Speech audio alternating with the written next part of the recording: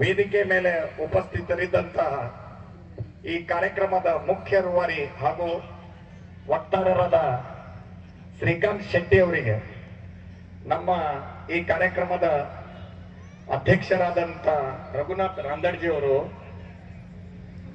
ಪುಷ್ಪಗುಚ್ಛವನ್ನು ನೀಡುವ ಮೂಲಕ ಸ್ವಾಗತಿಸಬೇಕಂತ ಹೇಳಿ ಅವರಲ್ಲಿ ಕೇಳ್ಕೊಳ್ತಾ ಇದ್ದೇನೆ.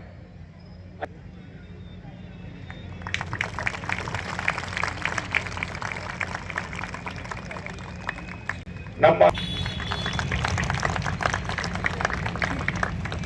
ಹರಿರಾಮದೂರ್ ಅವರು ಅವರಿವರು ಅನ್ನಲ್ಲದೆ ವೇದಿಕೆ ಮೇಲೆ ಉಪಸ್ಥಿತರಿದ್ದಂತ ಎಲ್ಲ ಸಮಾಜದ ಸದಸ್ಯರು, ನಮಸ್ಕಾರ. ವೇದಿಕೆ ಮೇಲೆ ಆಸೀನವಾಗಿದ್ದ ಎಲ್ಲ ಗಣ್ಯರೇ, ಸಮಾಜದ ಎಲ್ಲ ಬಾಂಧವರೇ,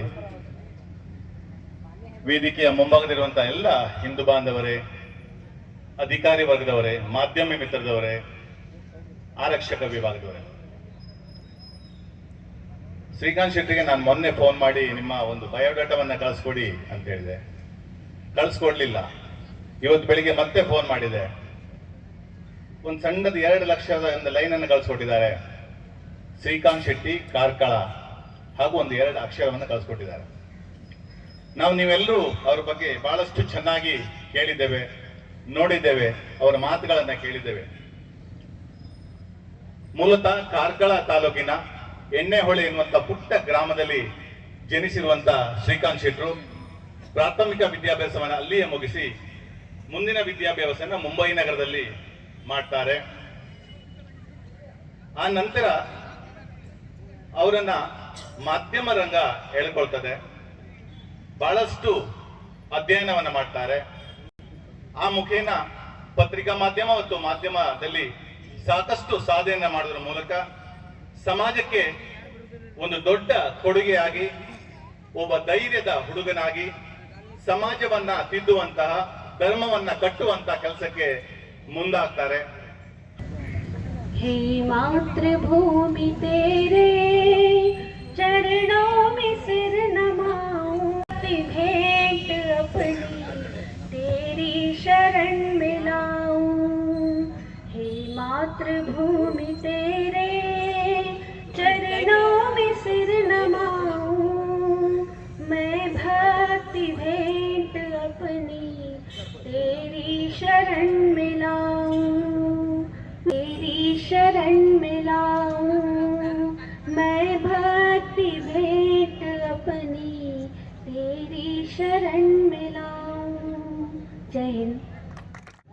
ಈಗಾಗಲೇ 4 ಸಮಾಜೋತ್ಸವದಲ್ಲಿ ನಮ್ಮ ರಾಜ್ಯದ ಖ್ಯಾತ ವಕ್ತಾರರು 4 ಜನರನ್ನ ಕರೆದು ನಿಮ್ಮೆಲ್ಲ ಪರಿಚಯಿಸಿದ್ದೇವೆ. ಅದೇ ರೀತಿ ಈ ವರ್ಷ ಹೊಸ ವ್ಯಕ್ತಿ ಹೊಸ ವಿಚಾರ, ಆ ಲೆಕ್ಕದಲ್ಲಿ ಈ ಸಲ ಶ್ರೀಕಾಂತ್ ಶೆಟ್ಟಿ ಅವರನ್ನು ಒಂದು ದಾಂಡೇಲಿಗೆ ಕರೆಸಬೇಕು ಮತ್ತು ಅವರ ಒಂದು ಉದ್ಬೋಧಕ ಭಾಷಣವನ್ನು ನಾವು ಕೇಳಬೇಕು ಅನ್ನುವಂಥ ಉದ್ದೇಶದಿಂದ ನಾವು ಅವರನ್ನು ಕೇಳಿಕೊಂಡಾಗ ಅವರು 2 ಡೇಟ್ ಕೊಟ್ಟರು ನಮಗೆ, 25 ಮತ್ತು 27. ಆದರೆ 27ಕ್ಕೆ ರಾಮನವಮಿ ಇರೋದ್ರಿಂದ 25ಕ್ಕೆ ನಾವು ರೆಡಿ ಆಗಬೇಕಾಯ್ತು. ಅಂದರೆ ಯುಗಾದಿಯ 1 ವಾರದ ಅವಧಿಯಲ್ಲಿ ಮಾಡಬೇಕು ಅನ್ನುವಂಥ ಉದ್ದೇಶದಿಂದ ನಾವು ಮಾಡಿದ್ವಿ. ಸರಿಯಾದ ಪ್ರಚಾರ ಆಗಬೇಕಾಗಿತ್ತು. ಧರ್ಮ ಬಾಂಧವರ ಸಂಘಟನೆ ಹಾಗೂ ನೇರ ನಿಷ್ಠೂರ ವ್ಯಕ್ತಿತ್ವವನ್ನು ಹೊಂದಿರುವ ಪ್ರಖರ ವಾಗ್ಮಿ, ಬೆಂಕಿಯ ಚೆಂಡು, ಧ್ರುವ ನಕ್ಷತ್ರ ನಮ್ಮ ಆದರಣೀಯ ಶ್ರೀ ಶ್ರೀಕಾಂತ್ ಶೆಟ್ಟಿ ಅವರು ತಮ್ಮನ್ನು ಈ ಸಂದರ್ಭದಲ್ಲಿ ಗೌರವಿಸಲು ಅತೀವ ಆನಂದವೆನಿಸುತ್ತಿದೆ.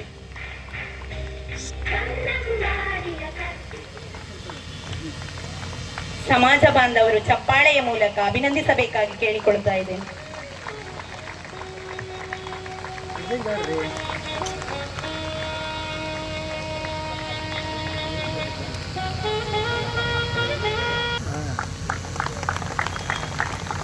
ಗೌರವವನ್ನು ಸ್ವೀಕರಿಸಿದ ಶ್ರೀ ಶ್ರೀಕಾಂತ್ ಶೆಟ್ಟಿ ಸ್ಕೇಟಿಂಗ್ ಮಾಡುವ ಮೂಲಕ ಕಾರವಾರದಿಂದ ಬೆಂಗಳೂರದವರೆಗೆ 600 ಕಿಲೋಮೀಟರ್ನ ಸ್ಕೇಟಿಂಗ್ ಮಾಡಿದ್ದಾರೆ. ನಮ್ಮ ಕರ್ನಾಟಕ ರಾಜ್ಯಕ್ಕೆ ಸ್ಕೇಟ್ ಹಾಕಿಯಲ್ಲಿ 22, 23, 24, 25, 26ರಲ್ಲಿ ಸತತವಾಗಿ 4 ವರ್ಷ ಕರ್ನಾಟಕವನ್ನು ಪ್ರತಿನಿಧಿಸಿ ಚಿನ್ನದ ಪದಕ ಹಾಗೂ ಬೆಳ್ಳಿಯ ಪದಕವನ್ನು ಅವಳು ಪಡೆದುಕೊಂಡು ಬಂದಿದ್ದಾಳೆ. ಅವಳಿಗೆ ಈ ಸಮಯದಲ್ಲಿ ಸತ್ಕಾರ ಮಾಡ್ತಾ ಇದ್ದಾರೆ. ಅದರ ಜೊತೆಯಲ್ಲಿ ಡಾಕ್ಟರ್ ಅರ್ಚನಾ ಸಿನ್ಹಾ, ಮುಖ್ಯ ಪಶುವೈದ್ಯಾಧಿಕಾರಿಗಳು, ದಾಂಡೇಲಿ. ಇವರು ಸುಮಾರು 15 ವರ್ಷದಿಂದ ಈ ಸೇವೆಯಲ್ಲಿದ್ದಾರೆ. ಮೂಲತಃ ಜಾರ್ಖಂಡ್ ಪ್ರಾಂತ್ಯದ ಜಮ್ಶೇಡ್ಪುರದವರು. ಇವರು ಮಾಸ್ಟರ್ ವೆಟರ್ನರಿ ಸೈನ್ಸ್ ಪ್ಯಾಥಾಲಜಿ ಪದವಿ ಶಿಕ್ಷಣವನ್ನು ಪಡೆದಿರುತ್ತಾರೆ. ಅದೇ ರೀತಿ ಪ್ರವೀಣ್ ಗೋಪಾಲ್ ಅವರಾದಿ, ಹಿರಿಯ ಪಶು ಪರಿವೀಕ್ಷಕರು. ಇವರು 15 ವರ್ಷದಿಂದ ಸೇವೆಯನ್ನು ಸಲ್ಲಿಸುತ್ತಿದ್ದಾರೆ. ಅದೇ ರೀತಿ ಪಶುವೈದ್ಯ ಇಲಾಖೆಯಲ್ಲಿ ಕಾರ್ಯವನ್ನು ನಿರ್ವಹಿಸುತ್ತಿರುವಂತಹ ಲವ ಶೆಟ್ಟನ್ನವರ್, ಇವರು ಇಲ್ಲೇ ಕೇರವಾಡದವರಾಗಿದ್ದು, ಇವರು ಗೋ ಪ್ರೇಮಿಯಾಗಿದ್ದು ತಮ್ಮ ಮನೆಯಲ್ಲಿ ಸ್ವತಃ 30ಕ್ಕೂ ಹೆಚ್ಚು ಆಕಳುಗಳನ್ನು ಸಾಕಿ ಸಲಹುತ್ತಿದ್ದಾರೆ. ಇದು ಇವರ ಗೋ ಪ್ರೇಮಕ್ಕೆ ಸಾಕ್ಷಿಯಾಗಿದೆ.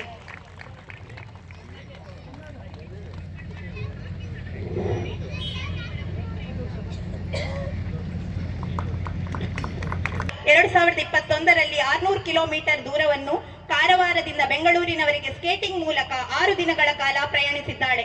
2022ರಲ್ಲಿ ಕಂಚಿನ ಪದಕ, 2023ರಲ್ಲಿ ಬೆಳ್ಳಿಯ ಪದಕ, 2024ರಲ್ಲಿ ಬೆಳ್ಳಿಯ ಪದಕ, 2025ರಲ್ಲಿ ಕಂಚಿನ ಪದಕವನ್ನು ಪಡೆದು ಕರ್ನಾಟಕ ರಾಜ್ಯವನ್ನು ಪ್ರತಿನಿಧಿಸಿ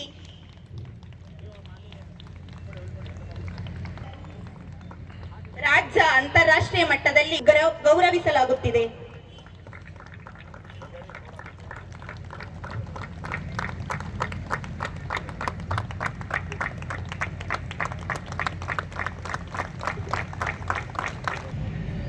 ರತ್ನಾಕರ ಧೌತಪದಾಂ ಹಿಮಾಲಯ ಕಿರೀಟಿನೀಂ ಬ್ರಹ್ಮ ರಾಜರ್ಷಿ ರತ್ನಾಢ್ಯಾಂ ವಂದೇ ಭಾರತ ಮಾತರಂ. ತಾಯಿ ಭಾರತಿಗೆ ಭಕ್ತಿಪೂರ್ಣವಾದ ನಮನವನ್ನು ಮಾಡುತ್ತಾ,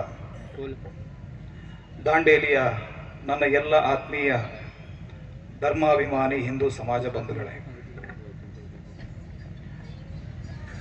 ಪ್ರಭುಗಳು ಪ್ರಾಸ್ತಾವಿಕ ನುಡಿಯಲ್ಲಿ ಜನ ಕಡಿಮೆ ಇದ್ದಾರೆ ಅಂತ ಹೇಳಿದರು.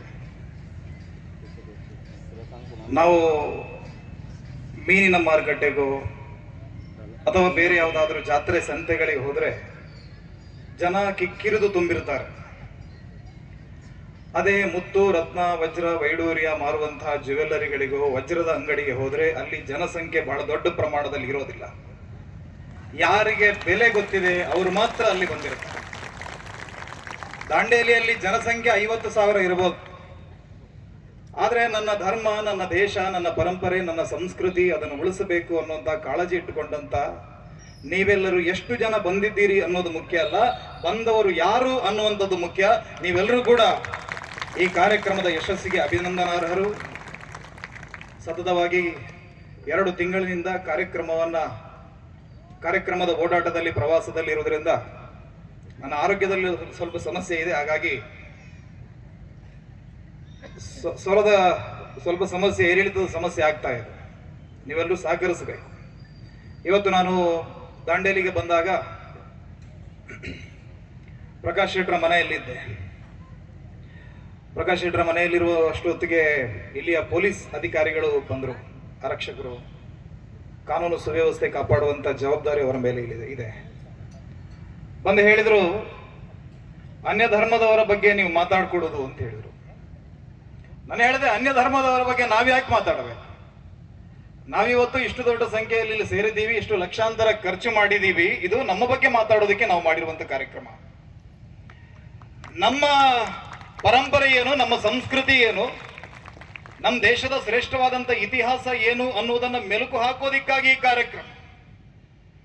ಮೊನ್ನೆಯ ಮಳೆಗೆ ಹುಟ್ಟಿದಂತ ಹಣವೆಗಳ ಬಗ್ಗೆ ನಮಗೆ ಚಿಂತೆ ಇಲ್ಲ, ಅದು ನಾಳೆಯ ಬಿಸಿಲಿಗೆ ಒಣಗಿ ಹೋಗುತ್ತೆ. ಸನಾತನ ಸಂಸ್ಕೃತಿ ಇದು ವಟವೃಕ್ಷ, ಇದು ಆಲದ ಮರ. 1000 ವರ್ಷಗಳಿಂದ ಜಗತ್ತಿನ ಅನೇಕ ನಾಗರಿಕತೆಗಳಿಗೆ ನೆರಳು ಕೊಟ್ಟಂತ ದೇಶ, ಧರ್ಮ ಇದ್ರೆ ಅದು ಸನಾತನ ಹಿಂದೂ ಧರ್ಮ. 2000 ವರ್ಷದ ಹಿಂದೆ ಯಹೂದಿಯವರನ್ನ ಇಸ್ರೇಲ್ನಿಂದ ಹೊರಗಾಕಿದ್ರು, ಓಡಿಸಿಬಿಟ್ರು ರೋಮನ್ರು. ಬ್ಯಾಬಿಲೋನಿಯನ್ಸ್ಗಳು, ರೋಮನ್ಸ್ಗಳು, ಬೆಸೆಂಟೈನ್ಸ್ಗಳು ಇಸ್ರೇಲನ್ನ ಹಂತ ಹಂತವಾಗಿ ಆಕ್ರಮಿಸಿಕೊಂಡ್ರು. ಇಸ್ರೇಲ್ನಲ್ಲಿದ್ದಂತ ಯಹೂದಿಗಳು ಅಕ್ಷರಶಃ ಪರದೇಶಿಗಳಾಗಿ ಊರು ಬಿಟ್ಟು ಓಡಾಡ್ತಾ ಇದ್ದಂತ ಸಂದರ್ಭದಲ್ಲಿ ಅವರಿಗೆ ಕರೆದು ಆಶ್ರಯವನ್ನ ಕೊಟ್ಟಂತ ದೇಶ ಯಾವುದು? ಅದು ಭಾರತ. ಇವತ್ತಿಗೂ ಕೊಚ್ಚಿಗೆ ಹೋದ್ರೆ ಯಹೂದಿಯರಿದ್ದಾರೆ, ಕಲ್ಕತ್ತಾಗೆ ಹೋದ್ರೆ ಯಹೂದಿಗಳಿದ್ದಾರೆ, ಮುಂಬೈಯ ನರಿಮನ್ ಪಾಯಿಂಟ್ ಒಳಗಡೆ ಯಹೂದಿಗಳು ಉಳ್ಕೊಂಡಿದ್ದಾರೆ. 48ರಲ್ಲಿ ಅವರ ದೇಶ ಸ್ವತಂತ್ರಗೊಂಡಾಗ ಅವರು ಹೇಳ್ತಾರೆ, ಅವರ ಮೊದಲ ಅಧ್ಯಕ್ಷ ಡೇವಿಡ್ ಬೆನ್ ಗುರಿಯನ್ ಅವರು ತನ್ನ ಅಧ್ಯಕ್ಷೀಯ ಭಾಷಣದಲ್ಲಿ ನನ್ನ ಮೊದಲ ಅಭಿನಂದನೆಯನ್ನ ನಾನು ಸಲ್ಲಿಸೋದು ಭಾರತದ ಭೂಮಿಗೆ, ಜಗತ್ತಿನಲ್ಲಿ ನಮ್ಮನ್ನು ಅತ್ಯಂತ ಗೌರವದಿಂದ ಮನುಷ್ಯರ ಹಾಗೆ ನಡೆಸಿಕೊಂಡಂತ ಒಂದೇ ದೇಶ ಅದು ಭಾರತ ಅಂತ ಹೇಳಿದ್ರು ಅವರು.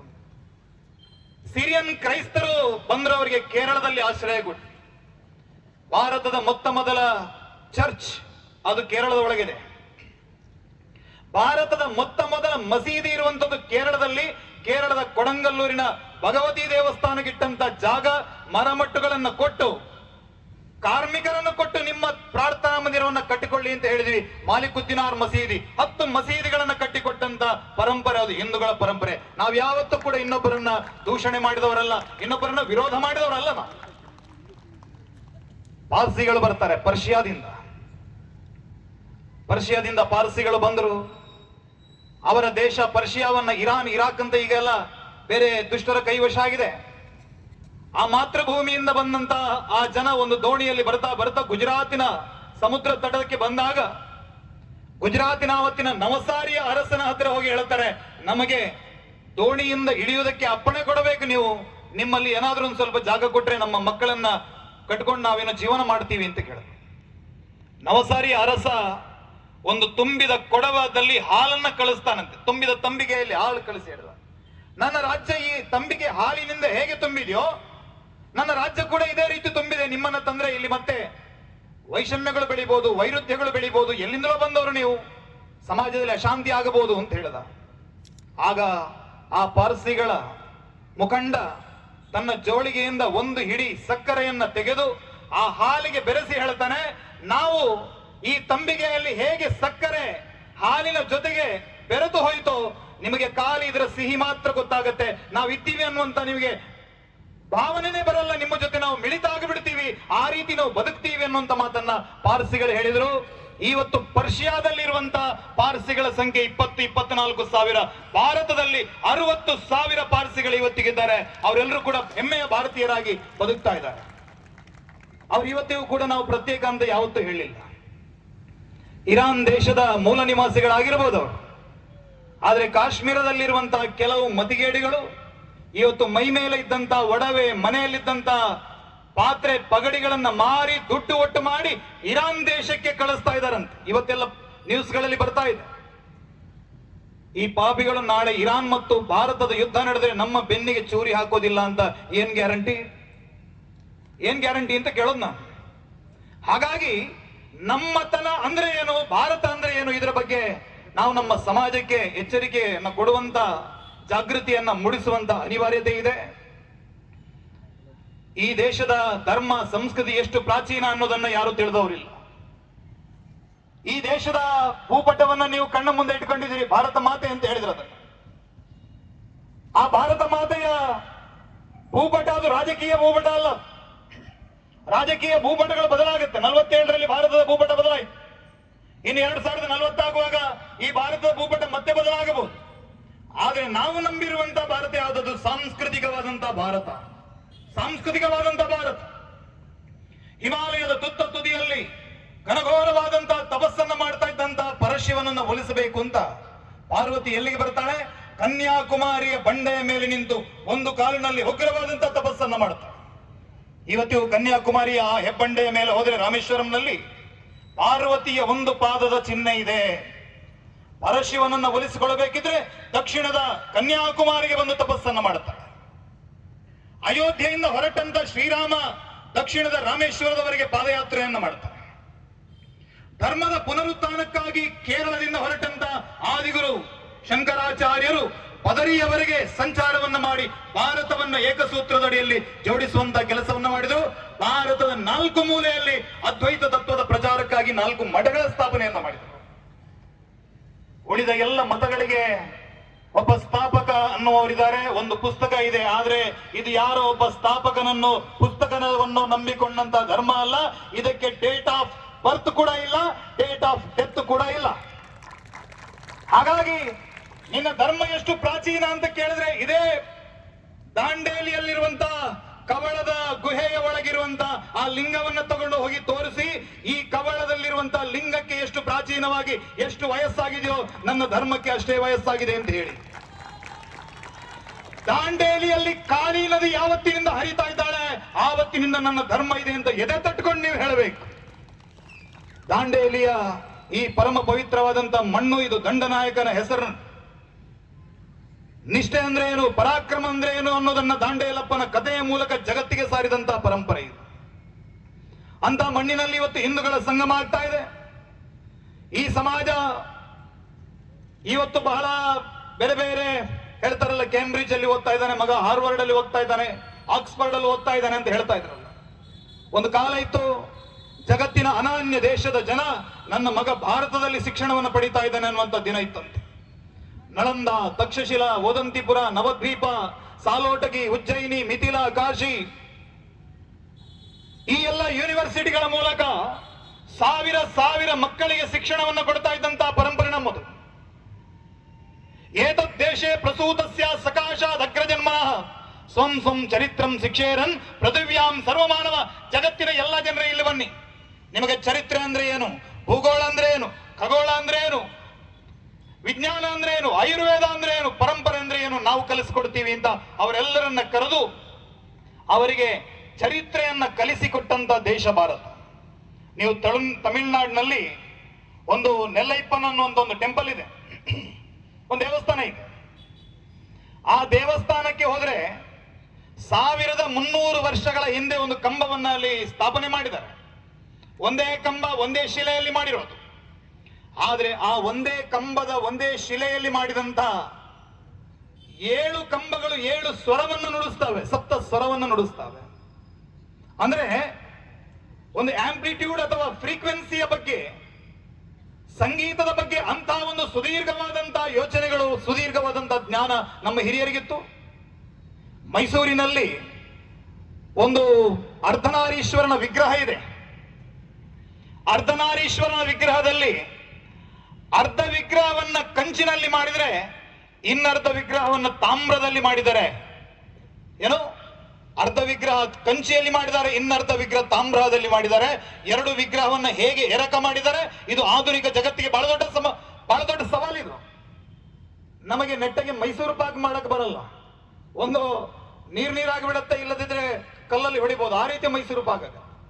ಆ ಕಾಲದಲ್ಲಿ ಲೋಹ 2-3 ಲೋಹಗಳನ್ನ ಬಳಸಿ ಪಾರ್ವತಿಯ ಭಾಗವನ್ನ ಕಂಚಿನಲ್ಲಿ, ಶಿವನ ಭಾಗವನ್ನ ತಾಮ್ರದಲ್ಲಿ ಮಾಡಿ ಇನ್ಯಾವುದೋ ಲೋಹದಿಂದ ಅದರ ಆಭರಣಗಳನ್ನು ಮಾಡಿದ್ದಾರೆ. ಈ ರೀತಿಯಾದಂತಹ ಅದ್ಭುತವಾದಂತಹ ವಿಜ್ಞಾನ ನಮ್ಮ ನೆಲದಲ್ಲಿತ್ತು. ಯಾರಾದರೂ ಮಹಾಬಲಿಪುರ, ಬೃಹದೀಶ್ವರ ದೇವಸ್ಥಾನಗಳು, ಇದೇ ನಮ್ಮ ಕೊಲ್ಲೂರು ಪಕ್ಕದಲ್ಲಿರುವಂತಹ ಶೃಂಗೇರಿ, ಈ ದೇವಸ್ಥಾನಗಳಿಗೆ ಹೋದ್ರೆ ಇವತ್ತಿಗೂ ನಮ್ಮ ಶ್ರೇಷ್ಠವಾದಂತಹ ವಿಜ್ಞಾನ ಏನು, ನಮ್ಮ ಸ್ಥಾಪತ್ಯ ವಿದ್ಯೆ ಎಂತ ಉನ್ನತವಾದಂತಹ ಸ್ಥಿತಿಯಲ್ಲಿತ್ತು ಅನ್ನೋದಕ್ಕೆ ಸಾವಿರಾರು ಉದಾಹರಣೆಗಳು ಸಿಗ್ತವೆ. ಆದ್ರೆ ಈ ಎಲ್ಲಾ ಪರಂಪರೆಯನ್ನು ಉಳಿಸಿಕೊಳ್ಳಬೇಕು ಅಂತಾದ್ರೆ ನಮ್ಮಲ್ಲಿ ಕ್ಷಾತ್ರ ತೇಜಸ್ಸು ಕೂಡ ಅದೇ ರೀತಿ ಇದ್ದಿರಬಹುದು. ನಿಮ್ಮಲ್ಲಿ ಶ್ರೀಮಂತಿಕೆ ಇದೆ, ನಿಮ್ಮಲ್ಲಿ ಜ್ಞಾನ ಇದೆ ಅಂದ ಮೇಲೆ ಯಾರೋ ಬಡವನ ಮನೆಗೆ ಯಾರೋ ಕಳ್ಳರು ಹೋಗೋದಿಲ್ಲ, ದರೋಡೆ ನಡೆಯೋದಿಲ್ಲ. ಶ್ರೀಮಂತರ ಮನೆಗೆ ಕಳ್ಳರು ನುಗ್ಗುತ್ತಾರೆ. ತೇಜೋ ತುಂಗಭದ್ರ ಅನ್ನುವಂತ ಒಂದು ಕವಿತೆ, ಒಂದು ಕಾದಂಬರಿಯನ್ನ ಇತ್ತೀಚೆಗೆ ವಸುಧೇಂದ್ರ ಅವರು ಬರೆದಿದ್ದಾರೆ. ತೇಜೋ ತುಂಗಭದ್ರ ಅನ್ನುವಂತ ಕಾದಂಬರಿಯಲ್ಲಿ ಪೋರ್ಚುಗೀಸರ ನೆಲ ಲಿಸ್ಬನ್ ಒಳಗಡೆ ಒಬ್ಬಳು ಹೆಣ್ಣು ಮಗಳು ಹೇಳ್ತಾಳಂತೆ, ನದಿಯ ತೀರದಲ್ಲಿ ಕುಳಿತುಕೊಂಡು, ಹೇ ಭಾರತ, ನಿನ್ನ ಶ್ರೀಮಂತಿಕೆಯ ಈ ನಿನ್ನ ದಾಷ್ಟ್ಯದಿಂದ, ಈ ನಿನ್ನ ದರ್ಪದಿಂದ ನಮ್ಮ ನೆಲದ ಎಷ್ಟೋ ಮಕ್ಕಳನ್ನು ನೀನು ಆಕರ್ಷಿಸ್ತಾ ಇದೀಯಾ. ಆ ಮಕ್ಕಳು ನಡು ಸಮುದ್ರದಲ್ಲಿ ಎಲ್ಲರೂ ಕೂಡ ಬಲಿಯಾಗ್ತಾ ಇದ್ದಾರೆ. ಇವತ್ತು ನೌಕಾ ಸಾಹಸಕ್ಕೆ ಮುಂದಾಗ್ತಾ ಇದ್ದಾರೆ.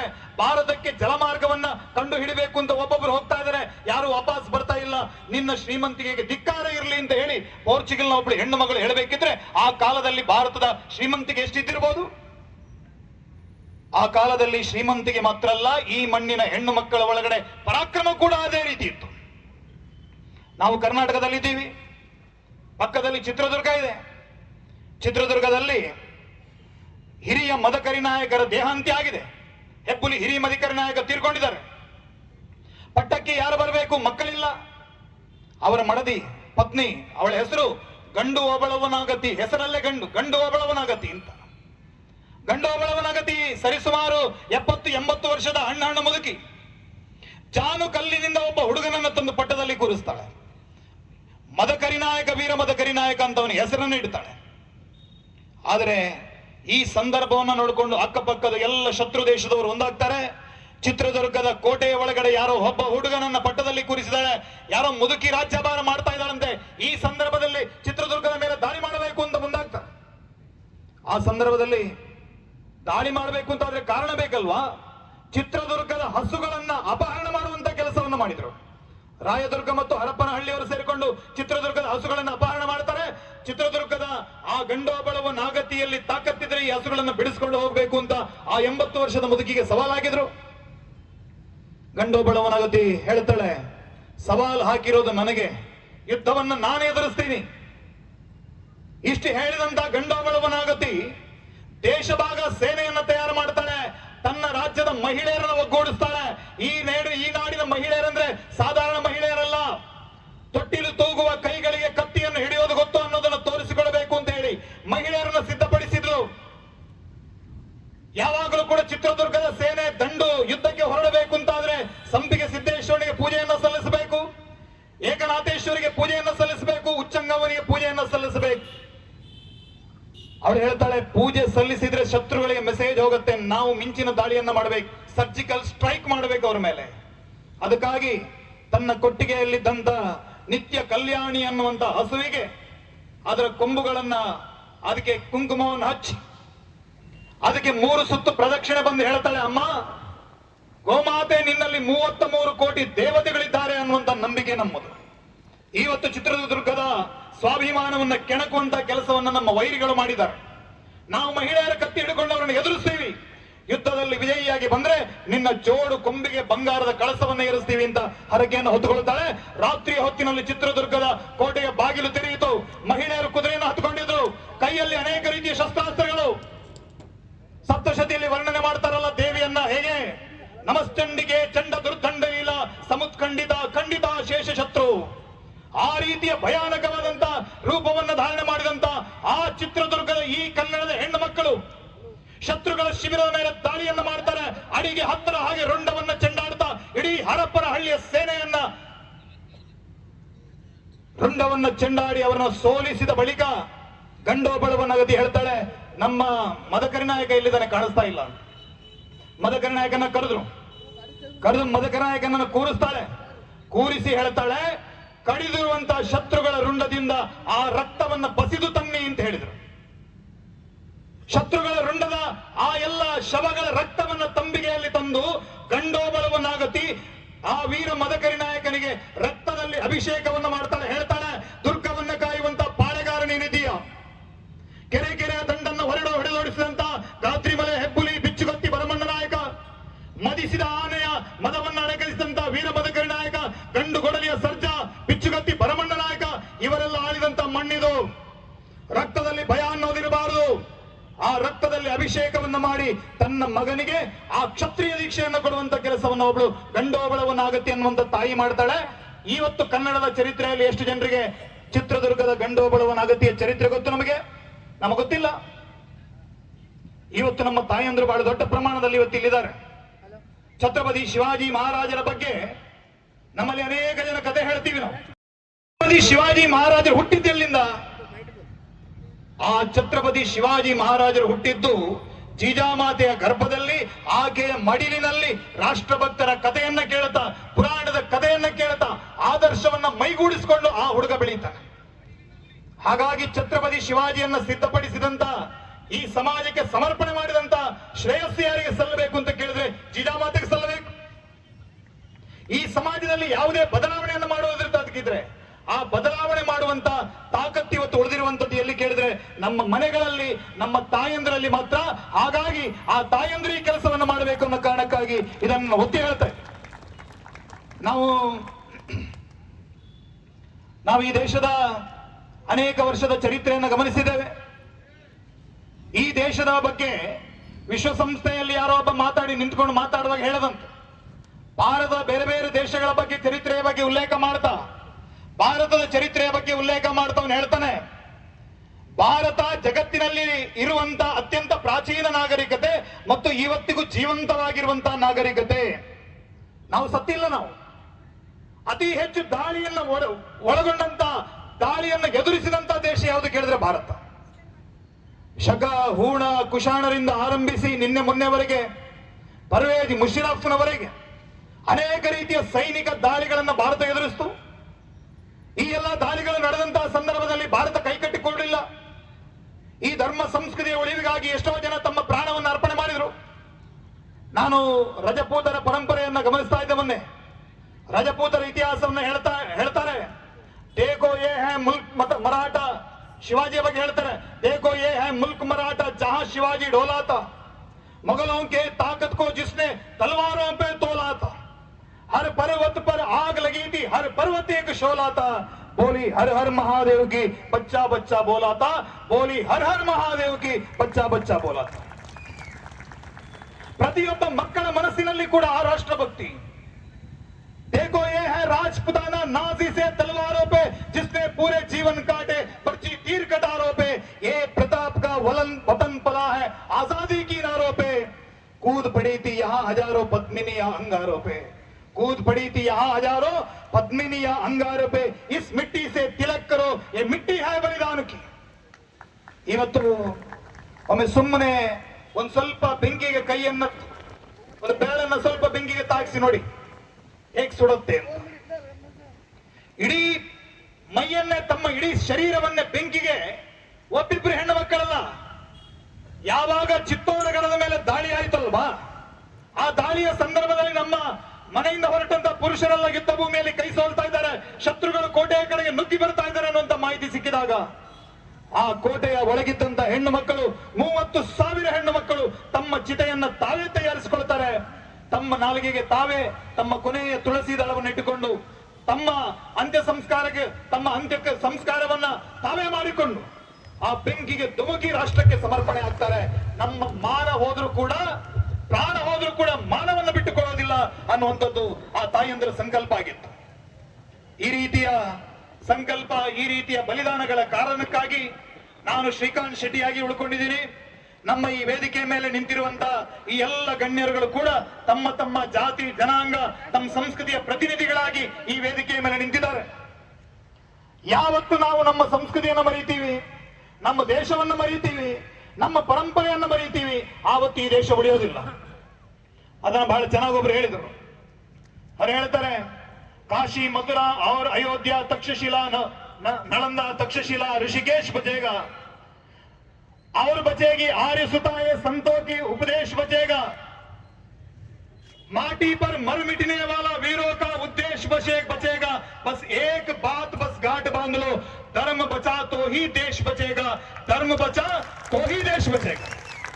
ಧರ್ಮ ಉಳಿದ್ರೆ ಮಾತ್ರ ದೇಶ ಉಳಿಯುತ್ತೆ. ಇಲ್ಲದಿದ್ರೆ ನಿಮ್ಮ ಯಾವ ಸಂವಿಧಾನ, ಯಾವ ಮಿಲಿಟರಿ, ಯಾವ ಪೊಲೀಸ್ ವ್ಯವಸ್ಥೆ, ಇವ್ರು ಯಾರಿಂದ ಕೂಡ ನಿಮ್ಮನ್ನು ಉಳಿಸೋದಕ್ಕೆ ಸಾಧ್ಯ ಇಲ್ಲ. ಕಾಶ್ಮೀರದಲ್ಲಿ ಹಿಂದೂ ಸಮಾಜದ ಮೇಲೆ 90ರಲ್ಲಿ ದಾಳಿಗಳು ನಡೆಯಿತು. ಆಗ ಈ ದೇಶದ ಒಳಗಡೆ ಇದೇ ಸಂವಿಧಾನ ಇತ್ತು, ಇದೇ ಸೆಕ್ಯುಲರ್ ವ್ಯವಸ್ಥೆ ಇತ್ತು, ವಿಶ್ವಸಂಸ್ಥೆ ಇತ್ತು, ಇದೇ ಪೀಸ್ ಕೀಪಿಂಗ್ ಕಮಿಟಿಗಳಿತ್ತು, ಈ ನಮ್ಮ ಸರ್ವೋಚ್ಚವಾದಂತ ನ್ಯಾಯಾಲಯ ಇತ್ತು, ಲೋಕಸಭೆ ಒಳಗಡೆ ಸಂಸದರುಗಳಿತ್ತು, ಕಾಶ್ಮೀರದ ಒಳಗಡೆ ಒಂದು ಸರ್ಕಾರ ಇತ್ತು, ಒಬ್ಬ ಗವರ್ನರ್ ಇದ್ದ. ಆದ್ರೆ ನಾಳೆ ಬೆಳಿಗ್ಗೆ ನೀವೆಲ್ಲರೂ ಕೂಡ ಈ ಕಾಶ್ಮೀರದ ಘಾಟಿಯನ್ನ ಬಿಟ್ಟು ಹೋಗಬೇಕಿದ್ರೆ ನಿಮ್ಮ ಮನೆ ಹೆಣ್ಣು ಮಕ್ಕಳನ್ನ ಇಲ್ಲೇ ಬಿಟ್ಟು ಹೋಗಬೇಕು ಅಂತ ಹೇಳಿ ನಿಮ್ಮ ಮನೆಗಳ ಮೇಲೆ ನೋಟಿಸ್ಗಳನ್ನು ಅಂಟಿಸಿದಾಗ ನಿಮ್ಮನ್ನ ಯಾರು ಉಳಿಸೋದಕ್ಕೆ ಬರಲಿಲ್ಲ. ಒಂದು ರಾತ್ರಿ ಹಗಲಾಗೋದ್ರ ಒಳಗಡೆ 5 ಲಕ್ಷ ಹಿಂದೂಗಳು ಮನೆ ಮಠ ಬಿಟ್ಟು ಓಡಿ ಬಂದ್ರು. ಗಿರಿಜಾ ಟಿಕ್ಕು ಅನ್ನುವಂತ ಒಬ್ಬಳು ಹೆಣ್ಣು ಮಗಳ ಚಿತ್ರನನ್ನ ಕಣ್ಣ ಮುಂದೆ ಇವತ್ತಿಗೆ ಬರ್ತದೆ. ಗೂಗಲ್ ಸರ್ಚ್ ಮಾಡಿ ಗಿರಿಜಾ ಟಿಕ್ಕು ಅಂತ ಹೇಳಿ ಒಬ್ಬಳು ಲ್ಯಾಬ್ ಅಸಿಸ್ಟೆಂಟ್ ಆಗಿ ಕೆಲಸ ಮಾಡ್ತಾ ಇದ್ದಂತ ಹೆಣ್ಣು ಮಗಳು. ಇಡೀ ಕಾಶ್ಮೀರದಲ್ಲಿ ಗಲಭೆ ನಡೀತಾ ಇದೆ, ಉಗ್ರಗಾಮಿಗಳು ಮನೆಗೆ ನುಗ್ಗುತ್ತಾ ಇದ್ದಾರೆ. ಅವಳ ಜೊತೆಗಿದ್ದಂತಹ ಸಹೋದ್ಯೋಗಿ ಒಬ್ಬ ಹೇಳಿದಂತೆ, ನಿನ್ನನ್ನು ನಾನು ಮನೆಗೆ ಡ್ರಾಪ್ ಮಾಡ್ತೀನಿ ಅಂತ ಹೇಳಿ ಕರ್ಕೊಂಡು ಹೋಗಿ ಉಗ್ರರ ಕೈಗೆ ಕೊಡ್ತಾನೆ. ವಾರ ಗಟ್ಟಲೆ ಹೆಣ್ಣು ಮಗಳ ಮೇಲೆ ಅನ್ನ ನೀರು ಕೊಡದೆ ಸಾಮೂಹಿಕ ಅತ್ಯಾಚಾರ ಮಾಡಿದ್ರು. ಅತ್ಯಾಚಾರ ಮಾಡಿ ಜೀವಂತ ಶವ ಆಗಿದ್ದಂತಹ ಹೆಣ್ಣು ಮಗಳನ್ನ ಮರವನ್ನ ಕತ್ತರಿಸುವಂತ ಕರಗಸದಿಂದ ಆ ಹೆಣ್ಣು ಮಗಳನ್ನು 2 ತುಂಡಾಗಿ ಸಿಗದು ಹೊರಗಡೆ ನೇತು ಹಾಕ್ತಾರೆ. ಆ ಹೆಣವನ್ನು ನೋಡಿ ಇಡೀ ಊರಿನ ಹಿಂದೂಗಳು ಊರು ಬಿಟ್ಟು ಓಡಿ ಹೋಗ್ತಾರೆ. ಇದು ಕಾಶ್ಮೀರದಲ್ಲಿ ನಡೆದಂತಹ ಘಟನೆ. ಇದು ಹಿಂದೂ ಸಮಾಜ ಯಾಕೆ ಸಂಘಟಿತಗೊಳ್ಳಬೇಕು, ಯಾಕೆ ಒಟ್ಟಾಗಬೇಕು, ಯಾಕೆ ನಾವೆಲ್ಲ ನಮ್ಮ ಜಾತಿ ಮನೆ ಮಠ ಇದನ್ನೆಲ್ಲ ಪಕ್ಕಕ್ಕಿಟ್ಟು ಸಮಾಜ ಈ ಭಗವಧ್ವಜದ ಅಡಿಯಲ್ಲಿ ಒಂದಾಗಬೇಕು ಅಂತ ಕೇಳಿದ್ರೆ ಕಾಶ್ಮೀರದಲ್ಲಿ ನಡೆದಂತ ಅನ್ಯಾಯ ಮತ್ತೊಮ್ಮೆ ನಡಿಬಾರದು. ನಮ್ಮಲ್ಲಿ ಬಹಳ ಜನ ಪ್ರಶ್ನೆ ಮಾಡ್ತಾರೆ, ನಮ್ಮ ದೇಶ ಹಿಂದೂ ರಾಷ್ಟ್ರ ಯಾವಾಗ ಆಗತ್ತೆ ಅಂತ ಪ್ರಶ್ನೆ ಮಾಡುವವರು ಬಹಳಷ್ಟು ಜನ ಇದ್ದಾರೆ.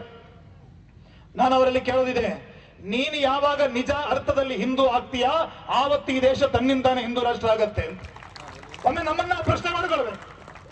ನಮ್ಮನ್ನ ನಾವು ಪ್ರಶ್ನೆ ಮಾಡಿಕೊಳ್ಬೇಕು, ನಾವು ಎಷ್ಟು ನಿಜ ಅರ್ಥದಲ್ಲಿ ಹಿಂದೂಗಳಾಗಿ ಬದುಕ್ತಾ ಇದ್ದೀವಿ ಅಂತ. ನಾವ್ಯಾರು ಹಿಂದೂಗಳಾಗಿ ಬದುಕ್ತಾ ಇಲ್ಲ. ನಿಮ್ಮ ಗುರುತು ಪರಿಚಯ ಕೇಳಿದ್ರೆ ನಾವು ಯಾವುದೋ ಜಾತಿ ಹೆಸರಲ್ಲಿ ಗುರುತನ್ನ ಉಲ್ಲೇಖ ಮಾಡ್ತೀವಿ. ನಮ್ಮದು ಈ ಸಮಾಜ, ನಮ್ಮದು ಆ ಸಮಾಜ ಅಂತ ಹೇಳ್ತೀವಿ. ನಾವು ಯಾರು ಕೂಡ ನಾನು ಹಿಂದೂ ಸಮಾಜದವನು ಅಂತ ಹೇಳಲ್ಲ. ನಾವು ಇನ್ನೊಂದು ಸಮುದಾಯದ ಮೇಲೆ ಕೈಯನ್ನು ತೋರಿಸ್ತೀವಿ. ಇನ್ನೊಂದು ಸಮುದಾಯದ ಸಂಖ್ಯೆ ಬೆಳೀತಾ ಇದೆ, ರಾಜಕೀಯ ಪ್ರಾಬಲ್ಯ ಆಗ್ತಾ ಇದೆ, ಅವ್ರು ನಮ್ಮನ್ನ ಒಂದು ರೀತಿಯಲ್ಲಿ ಓವರ್ಟೇಕ್ ಮಾಡ್ತಾ ಇದ್ದಾರೆ ಅನ್ನುವಂತ ಭಯ ನಿಮ್ಮೊಳಗಡೆ ಇದೆ. ಆದ್ರೆ ನಾನು ಈ ವೇದಿಕೆಯ ಮೂಲಕ ಹೇಳ್ತೀನಿ, ಭಯ ಅಲ್ಲ, ನಿಮಗೆ ಮಾತ್ಸರ್ಯ ಇದೆ ಅವರ ಬಗ್ಗೆ. ನಿಮಗೆ ಅವರ ಏಳಿಗೆಯನ್ನ ಕಂಡು ಮಾತ್ಸರ್ಯ ಇದೆ. ಅವರ ಮಗು ಬೆಳಿಗ್ಗೆ 6 ಗಂಟೆಗೆ ಎದ್ದು ಅವರ ಧರ್ಮ ಶಿಕ್ಷಣವನ್ನು ಪಡೆಯೋದಕ್ಕಾಗಿ ಅವರ ಧರ್ಮ ಕೇಂದ್ರಕ್ಕೆ ಹೋಗುತ್ತೆ. ನಿಮ್ಮ ಎಷ್ಟು ಜನರ ಮಕ್ಕಳನ್ನ ನೀವು ದೇವಸ್ಥಾನಕ್ಕೆ 6 ಗಂಟೆಗೆ ಎದ್ದು ಧರ್ಮ ಶಿಕ್ಷಣ ಪಡೀರಿ ಅಂತ ನೀವು ಎಷ್ಟು ಜನ ಕಳಿಸಿದಿರಿ? ನಾಳೆ ಧರ್ಮ ಶಿಕ್ಷಣ ಕೊಡುವಂತ ವ್ಯವಸ್ಥೆಯನ್ನ ಯಾವುದಾದ್ರೂ ದೇವಸ್ಥಾನದಲ್ಲಿ ಆಯೋಜನೆ ಮಾಡಿದ್ರೆ ಎಷ್ಟು ಜನ ಹಿಂದೂ ಸಮಾಜದ ಜನ ಅಲ್ಲಿ ತಮ್ಮ ಮಕ್ಕಳನ್ನು ಕಳಿಸೋದಕ್ಕೆ ಸಿದ್ಧರಿದ್ದಾರೆ? ಆ ಮಗು ಧರ್ಮ ಶಿಕ್ಷಣವನ್ನು ಪಡ್ಕೊಳ್ಳುತ್ತೆ. 12-14ನೇ ವಯಸ್ಸಿಗಾಗುವಾಗ ಯಾವುದೇ ಅವರ ಧರ್ಮದ ಗ್ರಂಥವನ್ನ ತೆಗೆದು ಒಂದು ಪ್ರಶ್ನೆಯನ್ನ ಕೇಳಿದ್ರೆ ಆ ಮಗು ಸಮರ್ಥವಾಗಿ ಉತ್ತರ ಮಾಡಿಕೊಡುತ್ತೆ. ನಿಮ್ಮ ಮಗುವಿಗೆ ಹೋಗಿ ವೇದಗಳೇ ಎಷ್ಟು ಅಂತ ಕೇಳಿದ್ರೆ ನಮ್ಮ ಎಷ್ಟೋ ಸಮಾಜದ ಮಕ್ಕಳಿಗೆ ವೇದಗಳು ಗೊತ್ತಿಲ್ಲ, ಪುರಾಣಗಳು ಗೊತ್ತಿಲ್ಲ, ನಮ್ಮ ಜನಪದ ಪರಂಪರೆ ಗೊತ್ತಿಲ್ಲ. ಇದು ಯಾವುದು ನಮ್ಮ ಮಕ್ಕಳಿಗೆ ಗೊತ್ತಿಲ್ಲ.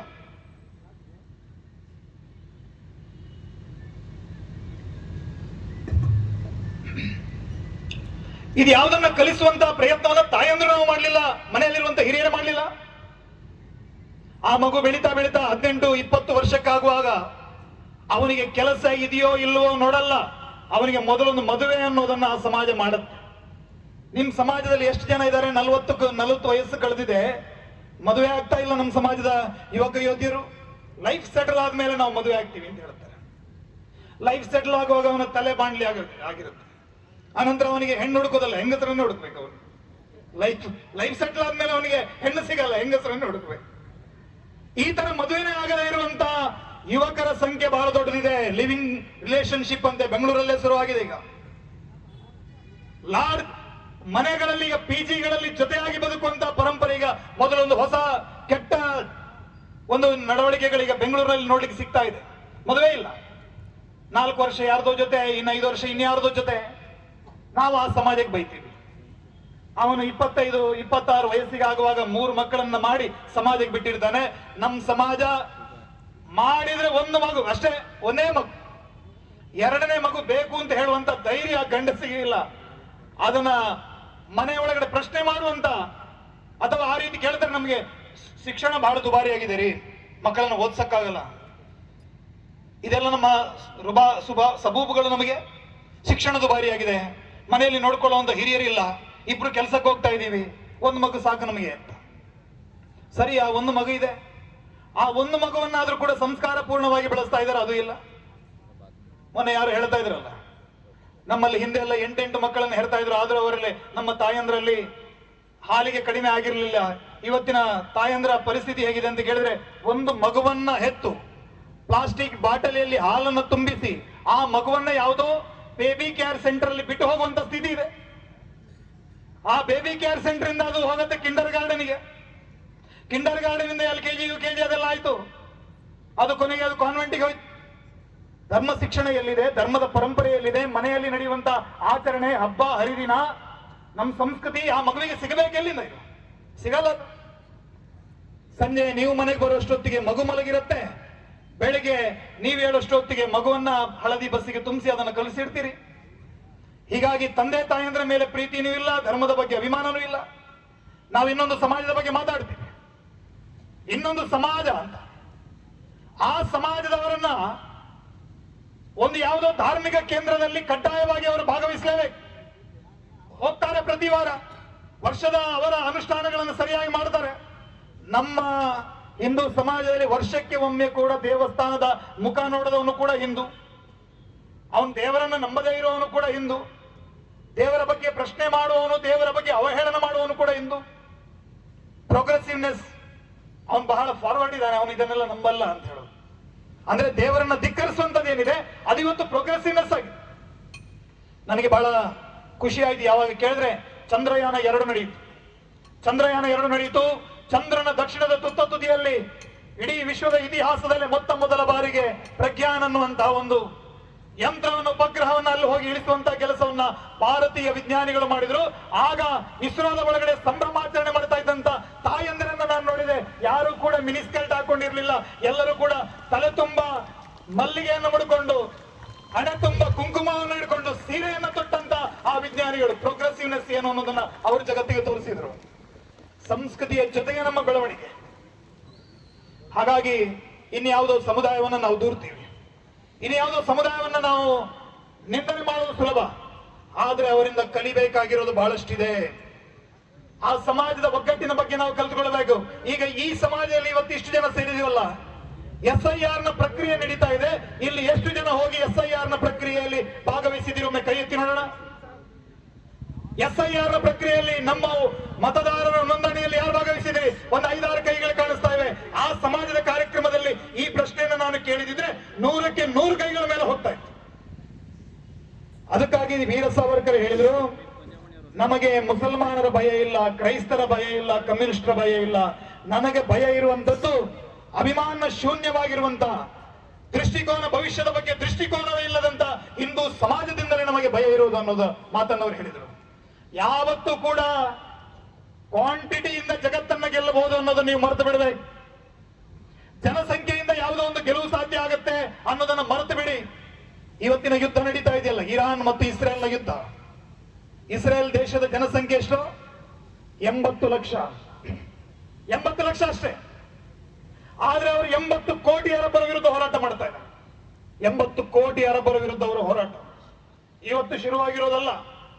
ಯಾವಾಗ ಡೇವಿಡ್ ಬೆನ್ ಗುರಿಯನ್ ಅವರು ಟೆಲ್ ಅವೀವಲ್ಲಿ ಅವರ ಮೊದಲ ಸ್ವಾತಂತ್ರ್ಯೋತ್ಸವವನ್ನ ಆಚರಣೆ ಮಾಡ್ತಾ ಅವರ ಧ್ವಜವನ್ನ ಏರಿಸಿದಾಗ ಪುಷ್ಪಾರ್ಚನೆ ಮಾಡೋದಕ್ಕೆ ಯಾವುದೇ ವಿಮಾನ ಬರಲಿಲ್ಲ. ಬಾಂಬ್ ಹಾಕೋದಿಕ್ಕೆ ಅಕ್ಕಪಕ್ಕದ 6 ಅರಬ್ ದೇಶಗಳು ನುಗ್ಗಿ ಬಂದು 48ರ ಮೊದಲ ಯುದ್ಧದಿಂದ ಆರಂಭಿಸಿ ಇವತ್ತಿನ ಇರಾನ್ನ ಯುದ್ಧದವರೆಗೆ ಅವರು ತನ್ನ ಕೈಗೆ ಎತ್ತಿದಂತ ಶಸ್ತ್ರವನ್ನ ಕೆಳಗಿಟ್ಟಿಲ್ಲ. ನಿರಂತರವಾಗಿ ಸಂಘರ್ಷವನ್ನ ಜಾರಿಯಲ್ಲಿ ಇಟ್ಟಿದ್ದಾರೆ.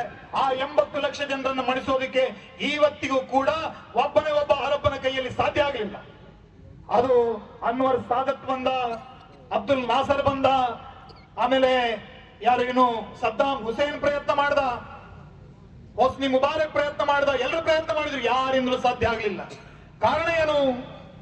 ಕಾರಣ ಏನು ಕೇಳಿದ್ರೆ, ಇಸ್ರೇಲನ್ನ ರಕ್ಷಣೆ ಮಾಡುವಂತ ಜವಾಬ್ದಾರಿ ಇಸ್ರೇಲ್ನ ಸೇನೆಯದ್ದಲ್ಲ, ಈ ದೇಶದ ಪ್ರತಿಯೊಬ್ಬ ಪ್ರಜೆಯದ್ದು ಅನ್ನುವಂತ ಭಾವನೆ ಅಲ್ಲಿರುವಂತ ಆ ಇಸ್ರೇಲ್ನ ಯಹೂದಿಗಳ ಒಳಗಡೆ ಇದೆ. ಯಾವಾಗ ಭಾರತದಲ್ಲಿರುವಂತ ಪ್ರತಿಯೊಬ್ಬ ಹಿಂದುವಿನ ಒಳಗಡೆ ಈ ಭಾವನೆ ಬರುತ್ತೆ, ದೇಶವನ್ನ ರಕ್ಷಣೆ ಮಾಡುವಂತದ್ದು ನಮ್ಮ ಪ್ರತಿಯೊಬ್ಬನ ಕರ್ತವ್ಯ ಅನ್ನುವಂತ ಭಾವನೆ ಈ ದೇಶದ ಪ್ರತಿಯೊಬ್ಬ ಹಿಂದುವಿನೊಳಗೆ ಯಾವತ್ತು ಬರುತ್ತೆ, ಆವಾಗ ಭಾರತ ಭದ್ರ ಆಗತ್ತೆ. ಒಮ್ಮೆ ಯುಕ್ರೇನ್ನ ವಿರುದ್ಧ ಯುದ್ಧ ಆಯ್ತು. ಯುಕ್ರೇನ್ನ ವಿರುದ್ಧ ಯುದ್ಧ ಆದ ತಕ್ಷಣ ಯುಕ್ರೇನ್ನ ಇಡೀ ಜನತೆ ಯುಕ್ರೇನನ್ನ ಖಾಲಿ ಮಾಡಿ ಓಡ ಹೋದ್ರು. ಯುದ್ಧ ಆಗ್ತಾ ಇದೆ, ಎಲ್ಲೊಂದು ಬಾಂಬ್ ಬೀಳ್ಬೋದು, ಎಲ್ಲ ಖಾಲಿ ಮಾಡಿ ಓಡ ಹೋದ್ರು. ಆದ್ರೆ ಇಸ್ರೇಲ್ನಲ್ಲಿ ಯುದ್ಧ ಆರಂಭ ಆದಾಗ ಜಗತ್ತಿನ ಮೂಲೆ ಮೂಲೆಯಲ್ಲಿದ್ದಂತ ಎಲ್ಲ ಇಸ್ರೇಲಿಗಳು ತಮ್ಮ ಕೆಲಸ, ಮನೆ ಮಠ ಬಿಟ್ಟು ಇಸ್ರೇಲ್ನ ಕಡೆಗೆ ಬರುತ್ತಾರೆ. ಇದು ಇಸ್ರೇಲಿಗೆ ಮತ್ತು ದೇಶದ ಬೇರೆ ದೇಶಗಳಿಗಿರುವಂತ ವ್ಯತ್ಯಾಸ. ಹಾಗಾಗಿ ಈ ದೇಶವನ್ನ ಪ್ರೀತಿಸುವಂತಹ ಒಂದು ಸಮಾಜವನ್ನ ನಿರ್ಮಾಣ ಮಾಡುವಂತಹ ಕೆಲಸವನ್ನ ನಾವು ಮಾಡಬೇಕು. ಈ ದೇಶವನ್ನ ಉಳಿಸುವಂತಹ ಕೆಲಸವನ್ನ ನಾವು ಯಾಕೆ ಮಾಡಬೇಕು ಅಂತ ಕೇಳಿದ್ರೆ, ಜಗತ್ತಿನಲ್ಲಿ ಇವತ್ತು ಇರಾನ್ ದೇಶದ ಬಗ್ಗೆ ಇಲ್ಲಿರುವಂತಹ ಮುಸಲ್ಮಾನರು ಮಾತಾಡ್ತಾರೆ. ಇಲ್ಲಿರುವಂತಹ ಅನೇಕ ಜನ ಇಲ್ಲಿರುವಂತಹವರ ಮೈಯಲ್ಲಿರುವಂತಹ ಮೈಯ ಒಡವೆಗಳನ್ನ ಮಾರಿ ಕಳಿಸ್ತಾ ಇದ್ದಾರೆ. ಯಾಕಂದ್ರೆ ಅದು ನಮ್ಮ ದೇಶ ಅನ್ನುವಂತ ಅಭಿಮಾನ ಅವರಲ್ಲಿದೆ. ಇವತ್ತು ಗಾಜಾದಲ್ಲಿರುವಂತಹ ಮುಸಲ್ಮಾನರಿಗೆ ಬೇಕಾಗಿ ಇಲ್ಲಿ ಪ್ರತಿಭಟನೆಗಳು ನಡೀತವೆ. ಆದ್ರೆ ಜಗತ್ತಿನ ಯಾವುದೇ ಮೂಲೆಯಲ್ಲಿ ಹಿಂದೂಗಳಿಗೆ ಅನ್ಯಾಯ ಆದ್ರೆ ಪ್ರತಿಕ್ರಿಯೆಯನ್ನು ನೀಡಬೇಕಾದಂತ ಒಂದೇ ಒಂದು ದೇಶ ಯಾವುದು ಕೇಳಿದ್ರೆ ಭಾರತ. ಯಾಕಂದ್ರೆ ಜಗತ್ತಿನಲ್ಲಿ ನಮಗೆ ಅಂತ ಇರುವಂತ ಏಕೈಕ ದೇಶ ಅದು ಭಾರತ. ಈ ದೇಶವನ್ನ ಯಾವುದೇ ಹಂತದಲ್ಲಾದ್ರೂ, ಯಾವುದೇ ಬೆಲೆಯನ್ನು ತೆತ್ತಾದ್ರೂ ಉಳಿಸುವಂತ ಕೆಲಸವನ್ನು ನಾವು ಮಾಡಬೇಕು. ಆ ಭಾವನೆಯಿಂದ ನಾವೆಲ್ಲರೂ ಕೂಡ ಒಂದುಗೂಡುವಂತ ಕೆಲಸವನ್ನ ಮಾಡೋಣ. ಛತ್ರಪತಿ ಶಿವಾಜಿ ಮಹಾರಾಜರ ಪ್ರೇರಣೆಯನ್ನು ನಾವೆಲ್ಲ ಮೈಗೂಡಿಸಿಕೊಳ್ಳೋಣ. ಛತ್ರಪತಿ ಶಿವಾಜಿ ಮಹಾರಾಜರ ಬಗ್ಗೆ ಒಮ್ಮೆ ಔರಂಗಜೇಬ ಪ್ರಶ್ನೆ ಮಾಡಿದ, ನೀನು ಬೇರೆ ಬಹಳಷ್ಟು ಜನ ನಿನಗೆ ಶತ್ರುಗಳಿದ್ದಾರೆ, ಆದ್ರೆ ಯಾರ ಬಗ್ಗೆಯೂ ನಿನಗೆ ಇಷ್ಟೊಂದು ಭಯ ಇಲ್ಲ, ಶಿವಾಜಿಯ ಬಗ್ಗೆ ನಿನಗೆ ಯಾಕೆ ಭಯ ಇದೆ ಅಂತ ಕೇಳಿದಾಗ ಔರಂಗಜೇಬ ಕೊಟ್ಟ ಉತ್ತರ ಏನು ಅಂತ ಕೇಳಿದ್ರೆ, ಬೇರೆ ಎಲ್ಲರ ರಾಜ್ಯ ಅವರವರ ರಾಜ್ಯ, ಅದು ರಾಜನ ರಾಜ್ಯ. ಕುತುಬ್ ಶಾಹಿಯ ರಾಜ್ಯ ಗೋಲ್ಕೊಂಡ, ಆದಿಲ್ ಶಾಹಿಯ ರಾಜ್ಯ ಬಿಜಾಪುರ, ಇನ್ಯಾವುದೋ ಮಾಲ್ವಾದವನ ರಾಜ್ಯ. ಆದ್ರೆ ಶಿವಾಜಿ ಕಟ್ಟಿದಾನಲ್ಲ, ಅದು ಪ್ರತಿಯೊಬ್ಬ ಹಿಂದೂ ಹೇಳ್ತಾ ಇದ್ದಾನೆ, ಇದು ಸ್ವರಾಜ್ಯ, ಹಿಂದವಿ ಸ್ವರಾಜ್ಯ ಅಂತ ಹೇಳ್ತಾ ಇದ್ದಾನೆ. ಹಾಗಾಗಿ ಹಿಂದೂಗಳ ಒಳಭಾಗದಲ್ಲಿ ಒಂದು ಡೆಮೋಕ್ರಸಿ, ಪ್ರಜಾಪ್ರಭುತ್ವದ ಕಲ್ಪನೆಯನ್ನು ಅವನು ಬಿತ್ತಿದ್ದಾನೆ. ಇದು ಬೆಳೆದರೆ ನಮ್ಮ ಅಧಿಕಾರಕ್ಕೆ ಅಪಾಯ ಇದೆ ಅನ್ನುವಂತ ಮಾತನ್ನ ಆವತ್ತು ಔರಂಗಜೇಬ ಹೇಳಿದಂತೆ. ಇವತ್ತಿನ ಈ ಕಾರ್ಯಕ್ರಮದಲ್ಲಿ ಮಳೆ ಬರುವಂತಹ ಸಾಧ್ಯತೆ ಇರುವುದರಿಂದ ನಾನು ನನ್ನ ಮಾತನ್ನು ಇಲ್ಲಿಗೆ ಮುಗಿಸ್ತಾ ಇದ್ದೇನೆ. ಇಷ್ಟು ಹೊತ್ತಿನವರೆಗೆ ನನ್ನ ಮಾತನ್ನ ಆಲಿಸಿದಂತ ನಿಮ್ಮೆಲ್ಲರಿಗೂ ಕೂಡ ಕೃತಜ್ಞತೆಯನ್ನು ಸಲ್ಲಿಸ್ತಾ ನನ್ನ ಮಾತನ್ನು ಮುಗಿಸ್ತಾ ಇದ್ದೇನೆ. ಭಾರತ್ ಮಾತಾ ಕಿ ಜೈ. ವಂದೇ ಮಾತರಂ ಸುಫಲಾಂ ಮಲಯಜ ಶೀತಲಾಂ ಸತ್ಯಶ್ಯಾಮಲಾಂ ಮಾತರಂ ವಂದೇ ಮಾತರಂ ಶುಭ್ರಜ್ಯೋತ್ಸ್ನಾ ಪುಲಕಿತಯಾಮಿನಿ ಪುಲ್ಲಕುಸುಮಿತಾ ಸುಮದಲ ಶೋಭಿನಿ ಸುಹಾಸಿನಿ ಸುಮಧುರ ಭಾಷಿಣಿ ಸುಫಲಾವರದಾ ಮಾತರಂ ವಂದೇ ಮಾತರಂ ಕೋಟಿ ಕೋಟಿ ಕಂಠ ಕಲ ಕಲ ನಿನಾದ ಕರಾಲೆ ಕೋಟಿ ಕೋಟಿ ಭುಜೈಧೃತ ಹರ ಕರವಾಲೆ ಕೆ ಬೋಲೆ ಮಾं तुम्हें अहले बहुबलधारिणी नमामि तारिणी रिपुदलवारिणी मातरं वन्दे मातरं तुमि विद्या तुमि धर्मा तुमि हति तुमि मर्मा तुम्हि प्राणाः शरीरे बाहुदे तुमि मा शक्ति हृदये तुमि मा भक्ति तोमारये प्रतिमा गणे मंदिरे मंदिरे वन्दे मातरं वन्दे मातरं तुम्हि दुर्गा दश प्रहरण धारिणी कमला कमलदल विहारिणी वाणी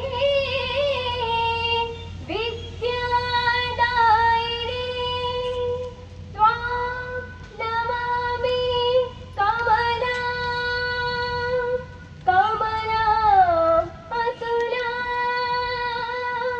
सुजलां सुफलां मातरं श्यामलां सरलां सुष्मितां भूषितां धरणीं भरणीं मातरं वन्दे मातरं वन्दे मातरं मातरं वन्दे मातरं मातरं वन्दे मातरं मातरं वन्दे मातरम् ಜೈ ಹಿಂದ್.